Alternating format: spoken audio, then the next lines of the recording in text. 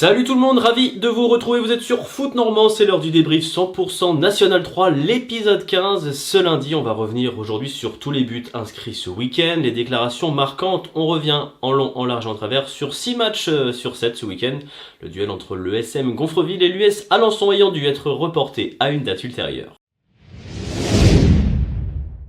Et on commence ce débrief tambour battant avec un duel d'importance. L'AS Cherbourg qui ne veut pas sombrer dans la zone rouge recevait samedi soir l'Avant-Garde caennaise une semaine tout pile après sa défaite frustrante face à l'AF Virois. Est-ce que l'Avant-Garde est parvenu à redresser la tête? Est-ce que c'est Cherbourg qui est sorti finalement vainqueur avec une jolie opération à la clé? Voici la réponse en images. Après avoir perdu le premier round contre l'AF Virois 7 jours plus tôt, l'AG Caen pénètre sur la pelouse de Maurice Poster avec l'obligation de ne surtout pas mettre à nouveau le genou à terre. Seulement en face, l'AS Cherbourg, même sans marge sur la zone rouge, reste un opposant redoutable. Alors que la première période a été globalement à l'avantage de Canet dominateur, l'AS Cherbourg se déploie et Jacques Tendeng hérite du ballon côté gauche. Son centre manque d'être repris, mais dans la continuité de l'action, Jean-Charles Kerjean ne se pose aucune question et expédie une jolie frappe enroulée hors de portée de Wilfried Betfian. Contre le cours du jeu, les joueurs du Cotentin viennent de se mettre dans d'excellentes dispositions. Au retour des vestiaires, les choses vont alors de mal en pis pour l'AG Caen. Suite à cette jolie percée de Melvin Amar, Tendeng décale Julio César Romanelli en une touche. Le Brésilien ne laisse aucune chance au portier adverse et inscrit son troisième but de la saison, offrant par la même occasion un break d'avance au sien. Sonné, l'AG Caen ne désarme pas et finit par trouver récompense à 20 minutes du terme. Sur cette offensive, le ballon hérite à l'inévitable Malcolm Perriand qui ouvre son pied et place son ballon hors de portée de Victor Pelleret pour relancer le suspense. Le duel Pelleret-Perriand le retrouve quelques instants plus tard. Le feu follet Canet fait admirer sa technique, mais le portier cherbourgeois sort le grand jeu sur cette jolie frappe enroulée. L'AG Caen vient de laisser échapper l'égalisation, elle n'aura guère plus de chance sur ce coup franc de Maxime Roinel. La fin de match plus tendue voit par ailleurs Kevin Goba écopé d'un carton rouge pour manifestement avoir contesté une décision arbitrale. L'ex-Sedanais revenait pourtant de suspension et il manquera de nouveau au sien navire dans quelques jours. Un match au cours duquel l'Avant-Garde n'aura plus d'autre choix que de jouer le tout pour le tout. Cherbourg de son côté avec 4 points pris en 2 sorties peut savourer.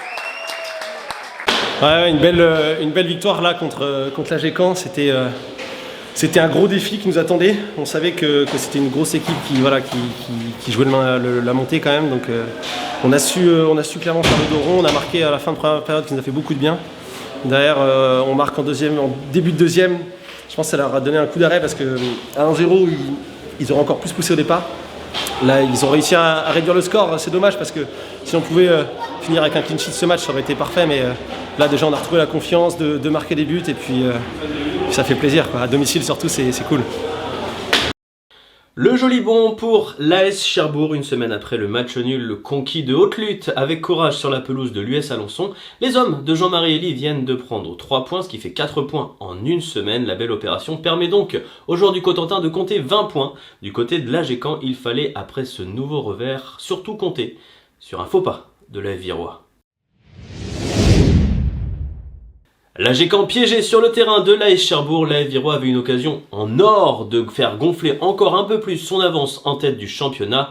Pour cela, les hommes de Cédric O'Haraud devaient s'imposer contre une lanterne rouge de Montgaillard qui n'a pas dit son dernier mot et qui compte bien embêter toutes les formations d'ici à la fin de la saison. Il va sans dire qu'un succès virois combiné à la défaite caennaise ferait beaucoup de mal au suspense, mais c'est clairement avec la volonté de bien faire que les Virois entrent sur la pelouse de leur stade Pierre-Comte. Étonnamment, c'est la lanterne rouge qui se procure la première grosse situation. Suite à ce débordement, Salman Abdoul hérite du ballon en pleine surface mais expédie son tir dans le ciel virois. La réplique calvadosienne intervient sur coup franc sur une excellente combinaison. Arthur Dallois le geste juste, mais le meilleur buteur du championnat bute sur un Dembo Kébé attentif. La décision, l'AFV doit finalement attendre la deuxième période et la 68e minute pour la réussir. Arthur Dallois met Dorian Charlier sur orbite et le centre d'Anas Lanrabet trouve Théo Epailly au second poteau. L'attaquant virois peut exulter, son but n'est autre que celui de la victoire 1-0 de l'AFV. Derrière ces occasions de doubler la mise, l'équipe Boken va les manquer. Quand ce n'est pas Dorian Charlier qui bute sur Kébé, ce sont tour à tour Erwan Kaczynski puis Arthur Dalloy qui échoue à marquer. Rien qui n'empêche l'arrivée, le leader, de lever les bras au ciel au coup de sifflet final et de venir célébrer une 11e victoire cette saison en championnat. Ça aura été très compliqué pour l'AS Virois ce samedi soir, mais la vérité est la suivante. Les Boquins comptent à présent 9 points d'avance sur leur premier poursuivant. On écoute tout de suite les réactions de l'entraîneur Cédric O'Haraud, du buteur Théo Epaille et bien évidemment de Draman Dillin, l'entraîneur déçu forcément des Havrais de Montgaillard. Match compliqué, on le savait, on a joué une équipe bloc bas à 5 derrière, donc ça a été compliqué, il y a beaucoup de densité athlétique chez eux, il y a un terrain qui est bon mais quand même pas très favorable au jeu en 1-2 touches. Du coup on a eu pas mal de déchets dû à la qualité de l'adversaire qui nous a fait mal sur les transitions. On a su quand même rester équilibré, solide sur l'ensemble. Je pense que c'est mérité parce qu'on a quand même beaucoup de situations, même si ça a été long à se dessiner. On sait très bien que tous les matchs vont être compliqués, ça va être un combat à chaque fois. Là les gars ils répondent présent, donc je suis satisfait du résultat. L'essentiel est fait, maintenant on va pouvoir se reposer et préparer le retour contre l'Avant-Garde. Franchement ça s'est joué sur des petits faits de jeu parce que ça a été un match vraiment brouillon. Il y a eu beaucoup de dégagements, beaucoup de fautes. Franchement, sur le terrain, on n'a pas pris énormément de plaisir, mais bon, le plus important, c'est de prendre les 3 points. Et après, pour le but, c'est Anas, je pense, qui essaye de tirer. Et ça fait une bonne page, j'arrive et j'ai plus qu'à terminer. On a répondu présent, ça oui, parce qu'on savait qu'on venait chez le leader et on les a plus que fait douter. On a, je pense, 3 occasions d'ouvrir le score. Eux aussi, ils ont des situations et des occasions. Mais on s'attendait, je pense pas qu'on s'attendait à ce qu'il y ait autant de résistance chez nous. Mais voilà, on est tous déçus parce que je pense qu'on mérite de repartir avec un petit point aujourd'hui. On méritait un petit point la semaine passée et à l'arrivée, ça fait 2 fois 0 points. Donc ça, c'est dur à encaisser, à faire avaler aux joueurs.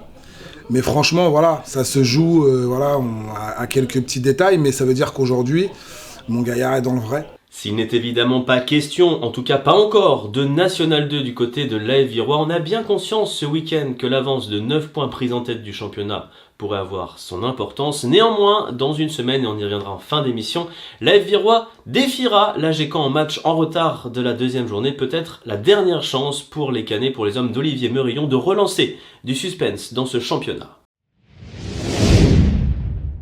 Le suspense néanmoins pourrait aussi venir du CMS Wassel, tout juste auréolé d'un succès 2-0 sur la pelouse du FC Saint-Lomanche. Les joueurs de la banlieue rouennaise sont aussi avides de conquérir le podium d'ici à la fin de la saison. Et pourquoi pas mieux, il fallait déjà battre ce week-end une équipe mal en point, le Grand Quevilly FC. Voici pour vous les images de cette rencontre. Wassel contre le Grand Quevilly, c'est un autre choc des extrêmes ou presque. Alors que le CMSO vise ouvertement le podium, le GQFC pour sa part, quelque peu distancé à l'avant-dernière place, ne doit plus perdre de temps. Ce derby de l'agglomération rouennaise va néanmoins tourner à l'avantage des locaux. Il faut attendre les dernières minutes avant la pause pour voir le score évoluer. Suite à ce centre, la défense grand-quevillaise peine à se dégager. Le ballon hérite à Quentin Stoclet qui marque en force. Pour l'anecdote, il avait déjà réussi un doublé lors du succès de un des siens à l'aller. Solide derrière, Wassel doit attendre la fin de match pour se mettre à l'abri. Sur ce joli centre, le meilleur buteur océlien, Matteo Mendy, décroise parfaitement sa reprise de la tête et s'en vient tromper Grégory Varin, le portier adverse. C'en est alors terminé des espoirs grand-quevillés. Au coup de sifflet final, c'est bien le CMS Wassel qui a le sourire. Après le revers à Dieppe, les Océliens viennent de rebondir parfaitement en dominant coup sur coup Saint-Lô et Grand-Quevilly sur le même score, 2-0. Et voilà donc 3 points de plus dans l'escarcelle du CMS Wassel qui, grâce à ce succès face au Grand Quevilly FC, recolle à hauteur de l'AGECAM à 9 points de l'AS Virois. Mais rappelons toutefois que Wassel compte un match en retard à disputer contre la réserve de Quevilly-Roux en métropole. D'aventure virtuellement, les joueurs du CMS pourraient se retrouver à 6 petits points de l'AS Virois. Pour l'heure, il n'est évidemment pas question d'aller titiller le leader, seulement de se réjouir de la série en cours. On écoute tout de suite l'entraîneur, forcément ravi, Romain Djoubri. Ah oui, satisfait du résultat, parce que c'est jamais facile de jouer des équipes de bas de tableau qui jouent leur survie. Après, le contenu a été moyen, mais voilà, on a évolué face à un adversaire qui est venu pour défendre, avec des intentions de jeu, de se projeter rapidement vers l'avant, donc c'est pas facile de contourner un bloc adverse. Mais voilà, félicitations aux joueurs qui ont fait le boulot. Voilà, les confrontations directes sont importantes.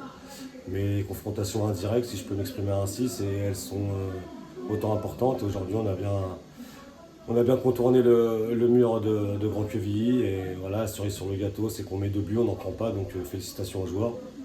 Les 3 points, c'était le seul objectif du jour. Du côté du Grand Quevilly FC, en revanche, cette nouvelle défaite rend les choses encore plus délicates alors que de nombreuses formations réussissent à engranger des points tout en haut de la zone rouge. Le Grand Quevilly FC reste pour sa part scotché à l'avant-dernière place, juste devant Montgaillard. On reste en Seine-Maritime pour la suite de ce débrief. On remonte juste un peu plus au nord du côté de Dieppe. Le FCD, les hommes de Guillaume Gonel, recevaient ce week-end la réserve de Quevilly-Rouen Métropole. À la clé pour les Harengs, la possibilité de réussir un 3 sur 3 et de prendre 9 points en 3 journées. Est-ce que les Harengs sont parvenus à s'imposer face aux hommes de William Louiron? Voici la réponse. À Dieppe, la morosité est comme la brume maritime, elle peut bien vite s'estomper, alors laissez place à de belles éclaircies.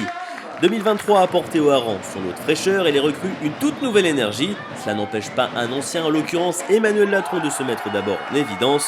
Sur coup franc, le meilleur espoir du dernier championnat voit son ballon retomber au ras du poteau, hors de portée de Rudy Boulet. On joue la 4e minute seulement et le FCD ouvre la marque.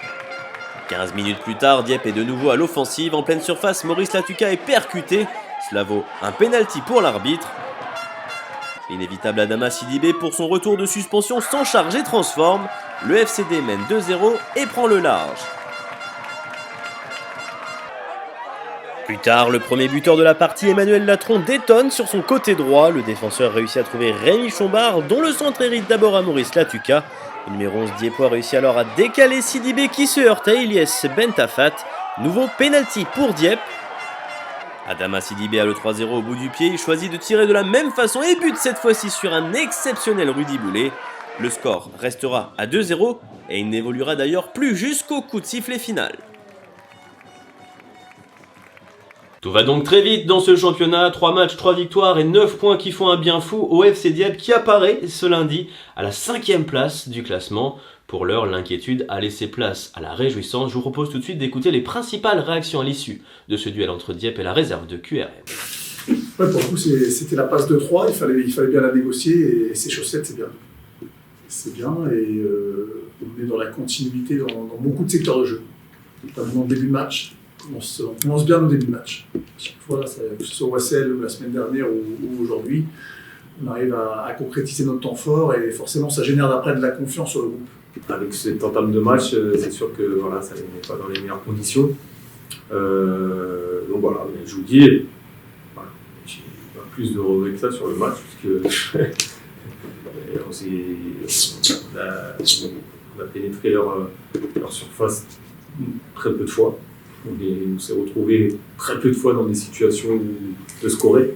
Donc quand on fait le bilan du match, voilà, je dis, la victoire est logique. Alors que la réserve de QRM voit la zone rouge se rapprocher dangereusement, les hommes de Guillaume Gonel, pour leur part, pourraient frapper un grand coup pas plus tard que le week-end prochain. Ils viseront tout simplement le 12 sur 12 face à la réserve de l'US Avranches. Ce week-end, le stade René-Fenouillère a été le théâtre d'un duel entre deux jeunesses montantes, celle de l'US Avranches et celle du Havre AC. Alors que les deux formations souhaitent avant tout éloigner le spectre de la relégation, ce sont les joueurs du HAC qui se mettent les premiers en évidence. Kenny Mixture s'échappe à son 8e but de la saison au bout du pied, mais il bute sur la belle intervention de Nathan Bisson. Les Havrais insistent en compte, mais ils vont alors manquer d'une efficacité offensive qui leur fera défaut tout au long de cette soirée manchoise. Je crois que c'est 50-50. On a eu des occasions, nous aussi on a concédé des occasions. Mais je crois que sur la fin du match, on a eu 2 occasions nettes. Je crois que sur la fin de match, on aurait mérité de gagner. C'était un match serré, il y avait pas mal d'occasions. Heureusement que notre gardien fait 2 arrêts à la 90e qui nous reste dans le match. Pour préserver le 0-0, en effet, Nathan Bisson, le 3e gardien avranchiné, va faire des miracles. On joue la 95e minute à Fenouillère et le jeune portier de 19 ans se détend admirablement sur sa gauche, aux grandes dames des Havrais. Il y en a eu 2, il y a eu la première où je la sors du pied, en fait l'attaquant arrive face à moi et il la met sur le côté, j'arrive à la toucher vraiment avec les crampons. Et puis la deuxième fois, pareil, le même joueur, le même angle, et là il était en l'air, mais j'ai réussi à la sortir avec un peu de chance. Malgré la légère domination havraise, Avranches n'est pas en reste dans cette partie, loin de là. Surtout prend d'abord le portier du HAC Mohamed Koné est contraint à un arrêt de grande classe. En déplacement, on prend un point, c'est positif, ça fait qu'on est au milieu du classement et voilà, c'était pas facile de gagner ici. Voilà, on a pris un point et voilà, ça va être positif, on retient que le positif. On a su être solide, fallait garder notre solidité que depuis certains matchs on avait perdu. Après offensivement on aurait pu marquer mais le gardien adverse a fait son boulot. La partie Les Manchois auraient aussi pu la débloquer sur cette situation, là encore Koné s'emploie et fait des miracles. Le score final, vous l'aurez sûrement compris, aura été de 0-0 entre les hommes de Christophe Dubosc et ceux de Jair Karam. Les deux réserves vont poursuivre la saison chacune de leur côté en mêlant lutte pour le maintien et formation. Une formation dans laquelle chacune excelle sa façon. Moi je crois sincèrement, d'après les résultats, c'est pas moi qui le dis, c'est l'un des meilleurs centres de formation en France. Et ce qui m'a le plus marqué dans ce centre de formation, c'est qu'ils ne forment pas que des footballeurs, ils forment des hommes aussi. Ils nous inculquent de bonnes valeurs. Là, je dirais que je suis plus en post-formation qu'on rentre dans le monde senior. C'est plus la même chose, c'est des matchs d'hommes. Donc il faut montrer plus de caractère, plus de personnalité, gagner en maturité. Mais c'est sûr qu'à côté de Florent Brestow ou Mathis Lémoré, j'apprends mieux que c'est toujours mieux d'apprendre avec des gars comme ça qui me poussent vers le haut. Ouais, il y a toujours de l'apprentissage. Et puis ce qui est bien, c'est qu'on a un groupe assez élevé en N3 où il y a aussi des joueurs de R2 qui arrivent à s'incruster aux entraînements, donc ce qui fait qu'il y a un gros groupe et que tout le monde se tire la bourre pour jouer le week-end. Du coup, l'idée c'est quoi? Tu aimerais bien aller atteindre le podium d'ici la fin de la saison? Bien sûr, c'est l'objectif. Voilà, quand on descend avec l'équipe réserve, l'objectif c'est de finir entre premier et deuxième du classement pour toujours vouloir chercher plus haut. Dernier match à vous montrer dans ce débrief à présent, pas le moins stressant, entre deux formations concernées par la lutte pour échapper à la zone de relégation. Le SUD Yves Cabourg recevait samedi en début d'après-midi le FC Saint-Lomange pour un duel qui sentait la poudre. La donne est simple pour le SUDC au coup d'envoi. Une victoire sur Saint-Lô et les hommes de Philippe Clément auraient la certitude de finir cette 15e journée devant leur adversaire. Ne passons pas par quatre chemins, cette rencontre aura eu tous les atours d'une lutte pour le maintien. Les occasions nettes n'ont par conséquent pas été légion. En première période, on retient néanmoins cette superbe parade de Xavier Gallien sur ce tir puissant signé Aurélien Toris. La réplique saint-loise est signée Tony Lambard, mais le numéro 11 Manchois échoue à accrocher le cadre de Maxime Verrier. En deuxième période, on notera cette frappe de Quentin Lebedel expédiée dans le petit filet adverse. Et quelques instants plus tard, ce face-à-face entre Tony Lambard et Maxime Verrier remporté par le gardien d'Yvette. Alors que le 0-0 se profile, à force de tenter, Tony Lambard finit par être récompensé. On joue la 94e minute lorsque l'ancien Grandvillers surgit au deuxième poteau pour pousser le ballon au fond des cages et délivrer Saint-Lô.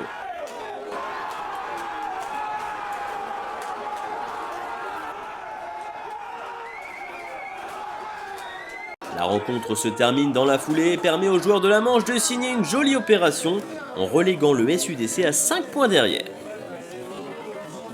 La victoire à l'arraché du FC Saint-Lô qui fait un bien fou aux hommes de Mathias Restou. Mathias Restou, justement, fait partie des acteurs que nous avons retrouvés à l'issue de cette rencontre. Je vous propose d'écouter tout de suite les principales réactions. On aurait pu être mené, on aurait pu aussi, parce que voilà, on a aussi quelques brèches. On a mon petit latéral droit qui se retrouve à un contrat avec le gardien et qui tire dans le petit filet. Maintenant, voilà, on pensait tous que ça s'acheminait vers plus ou moins un match nul. La finalité, voilà, c'est 3 points. Et, qui font du bien. Voilà, qui font du bien. Après, ça vient aussi récompenser. La semaine dernière, on a fait un match qui était très cohérent et avec des bonnes intentions. Et on a été punis sur des faits de jeu contre une équipe beaucoup plus mature. Je pense que l'équipe aujourd'hui en face aussi est mature. Peut-être que le match de la semaine dernière aussi sert dans l'orientation et dans ce qu'on a mis en place en termes de lucidité pour aller chercher, au moins pour ne pas perdre dans le premier temps, et puis pour aller chercher cette victoire. Ah ouais, c'est ça, j'ai méga frustrante d'en prendre un si tard. Frustrant parce qu'on ne marque pas, parce que je trouve qu'on fait un match quand même hyper cohérent défensivement. Donc en prendre un sous coup de pied arrêté, ça m'énerve parce que c'est des erreurs individuelles. Après, je veux dire que sur tout le match, on a été plus que cohérent collectivement. Donc voilà, énervement, frustration, double frustration parce que je suis fort blessé. Voilà, tout simplement. Voilà, c'était l'essentiel pour les rencontres de ce week-end, mais restez encore un petit peu avec nous. Nous allons revenir faire le bilan et le point sur cette 15e journée de la saison, voir qui sont les gagnants, les perdants, faire un point sur le classement, évidemment, nous projeter sur le prochain week-end de compétition. Ce sera le 18 février prochain. Ce ne sera pas une journée à part entière, mais une salve de 5 matchs en retard. 9 buts inscrits en 6 matchs ce week-end alors que Vire s'est imposé difficilement à domicile contre la Lanterne Rouge Montgaillard. 3 autres formations ont aussi eu le bonheur de gagner à la maison. Dieppe, Cherbourg et Wassel, 3 formations de la première partie du tableau. Un seul match nul à relever en 6 rencontres, le 0-0 entre les réserves d'Avranches et du Havre.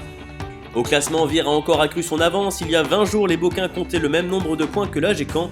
Ils en ont désormais 9 de plus. L'AG-Caen est d'ailleurs nettement menacé par le retour en force du CMS Wassel au cœur d'une série impressionnante de 6 succès sur ses 7 derniers matchs. L'autre grande opération de samedi soir, c'est celle réussie par le FC Dieppe qui bondit de la zone rouge jusqu'à une plus respirable 6ème place, à égalité de points avec l'autre grand vainqueur du week-end, Cherbourg. Dans la deuxième partie du classement, les choses se compliquent encore plus pour le Grand Queville FC et Montgaillard qui vont devoir réaliser d'authentiques exploits s'ils veulent se maintenir en National 3. Devant eux, la lutte fait rage et 6 points seulement séparent d'Yves Cabourg, désormais 12ème, de l'US Alençon 4ème au classement. Autrement dit, la lutte pour survivre s'annonce intense. La semaine prochaine, samedi 18 février, 5 matchs sont au programme en attente de la 16e journée prévue une semaine plus tard. Et le choc du week-end, bien sûr, c'est encore une fois le duel AF Virois AG-Caen. 2 semaines après leur premier échec, les Canets doivent à tout prix s'imposer s'ils veulent encore croire à la première place. À Montgaillard, le CMS Wassel attendra avec intérêt le duel entre les 2 premiers mais devra, quoi qu'il arrive, l'emporter pour réussir la bonne opération du week-end. Alors que Dieppe chassera la passe de 4 contre une réserve d'Avranches relégable et avide de sortir de la zone dangereuse, le FC Saint-Lô livrera contre l'US Alençon un duel plus respirable que s'il n'était pas allé s'imposer au finish à Dives-sur-Mer. Enfin, loin d'être tiré d'affaire, la réserve du HAC chassera une précieuse victoire à domicile contre une AS Cherbourg qui a actuellement le vent en poupe. Un petit coup d'œil à présent sur le classement des buteurs. Une fois encore, la journée n'a pas été des plus prolifiques, mais ça a quand même bougé dans le top 7. Vous allez vous en rendre compte dans un instant. Ce week-end, les 2 meilleurs buteurs du championnat sont restés muets, mais le 3ème du classement, la personne de Malcolm Perriand, en a profité pour inscrire sa 8ème réalisation de la saison malgré le revers de l'AG-Caen à Cherbourg. Hors du top 7, mais plus très loin de l'intégrer, l'Océlien Matteo Mendy a inscrit son 6ème but cette saison contre Grand Queville, son 2ème de suite après son pénalty inscrit face à Saint-Lô.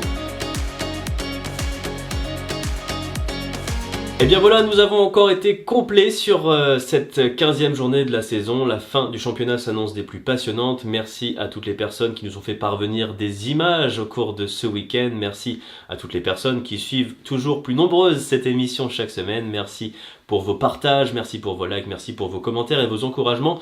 C'est toujours très précieux pour travailler dans de bonnes conditions. On se retrouve dès la semaine prochaine. Les débriefs s'enchaînent en ce mois de février pour revenir sur les 5 matchs en retard du week-end prochain. D'ici là, prenez soin de vous évidemment. Salut!